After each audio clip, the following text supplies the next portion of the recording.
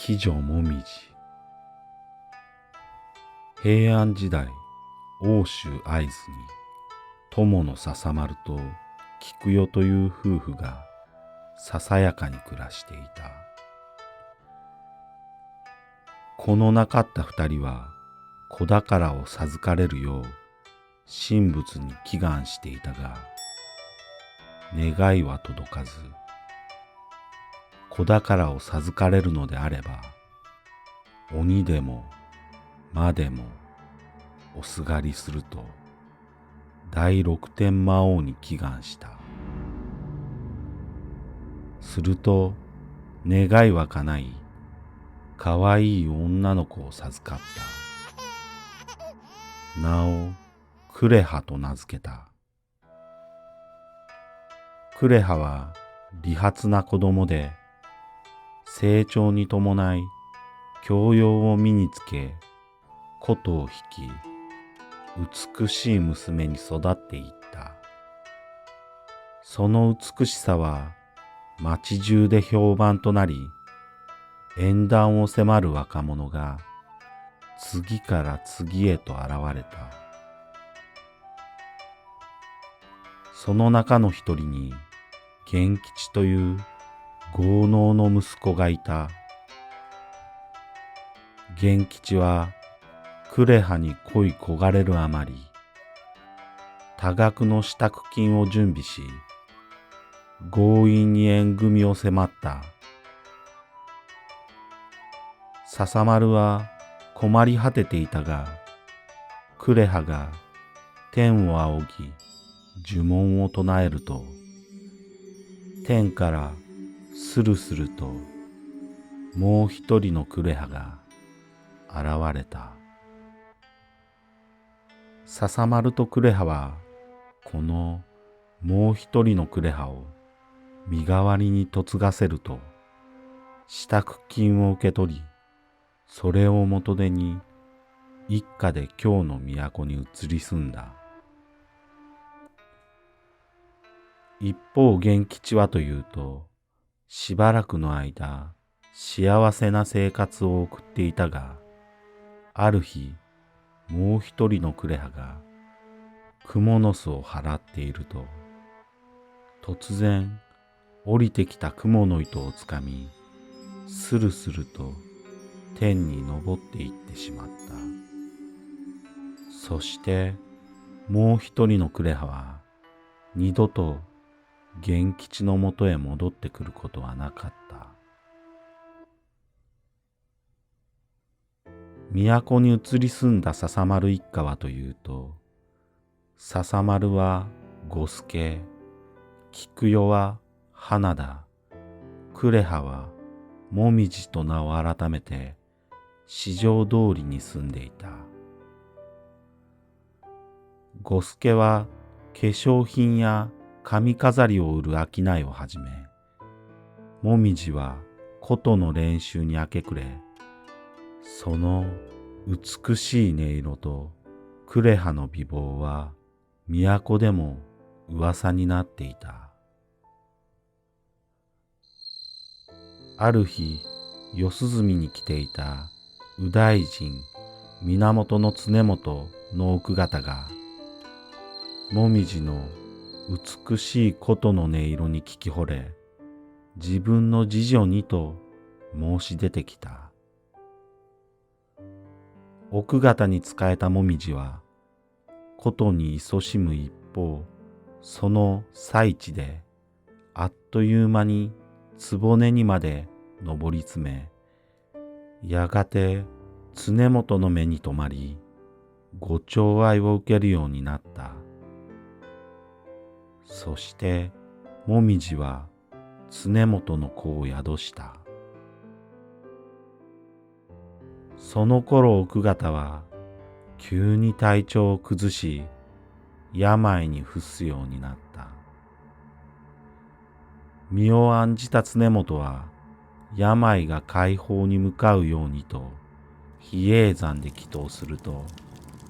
奥方の病はもみじの呪いによるものだという。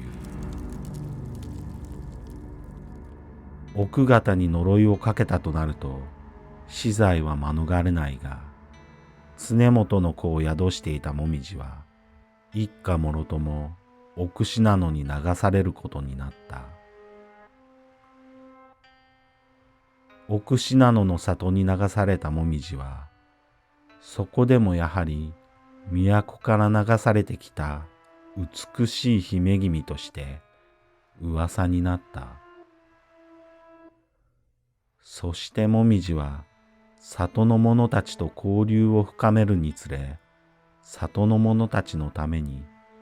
文字の読み書きを教え、薬を作り、都の話を聞かせ、楽しく過ごすようになった。里の者たちもそんなもみじを慕い、里に大理屋敷を作り、敬愛していた。そんな穏やかな生活の中で、もみじは常本の子を産んだ。名を常若丸と名付けた。もみじは常若丸が大きくなっていくにつれ、本当ならこの子と共に都で雅な生活を送っていたのに、と都への憧れを強くしていった。そして再び都に上がるために軍資金が必要だと考え、夜な夜な妖術を使い、近隣の村々で盗みを働くようになっていった。ある日、そんなもみじに鬼竹という盗賊が自分の手下になれと迫ってきた。しかし妖術で返り討ちにした鬼竹一派を従えると、一層派手に悪事を重ねていった。父五助が亡くなると、もみじは戸隠の岩屋に移り住み、さらに勢力を広め、村々を襲い、金品を奪い、娘をさらった。そして生き血を飲み、むさぼり食った。もうそこには美しかったもみじの面影はなく、目はギラギラと光り、口は耳元まで裂けた鬼女となっていた。その噂は都にまで轟いた。戸隠の岩屋に住んでいる鬼女が村々を襲っている。鬼女が都に攻め上がってくると朝廷にまで伝えられた。朝廷はもみじを盗賊退治を平惟持という武将に命じた。惟持はこれをもみじ狩りと銘打ち、戸隠に攻め込んだ。母の花田は逆賊となり果てた事実に恐れおののき、もみじに降伏するようにと諌めたが、聞き入れられず自害してしまった。たかが盗賊と攻め込んできた惟持軍に、もみじは妖術を操り、火の雨を降らし、洪水を起こし、地面を揺れ動かして押し返した。慌てふためいて退却した惟持は、もみじの妖術に対抗するため、北向観音に17日間こもり祈願した。するとその満願の夜、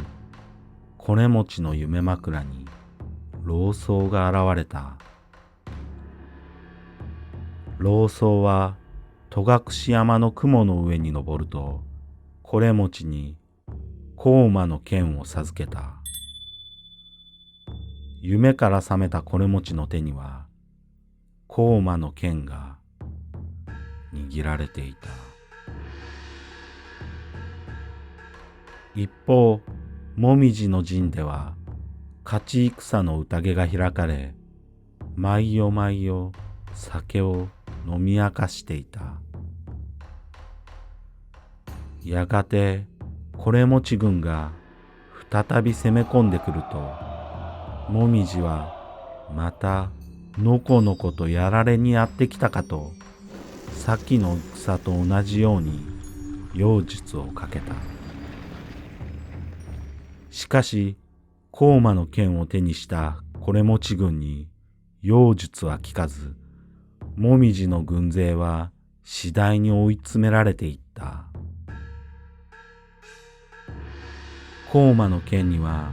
凄まじい霊力が宿っていた。もみじの目はくらみ、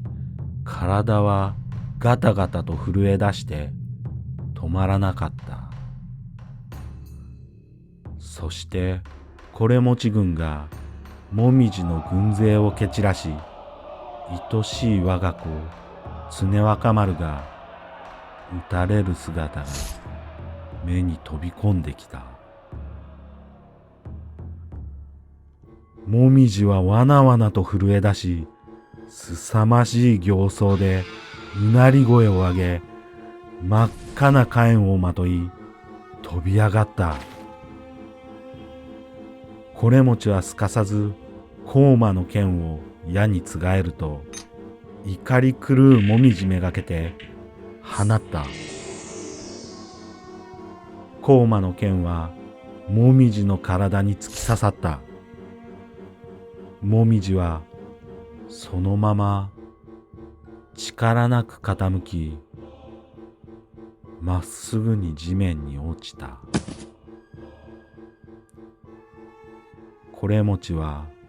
その鬼女の首をはねた。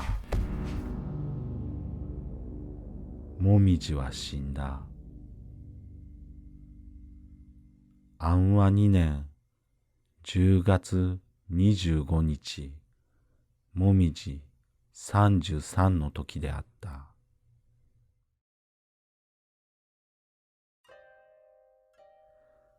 第六天魔王の申し子として生を受けたこのクレハは、都でもみじとなり、都を追われ、里人と心を通わせ、都に焦がれて鬼女となった。そしてその人生に右往左往と翻弄されて、その命を散らした。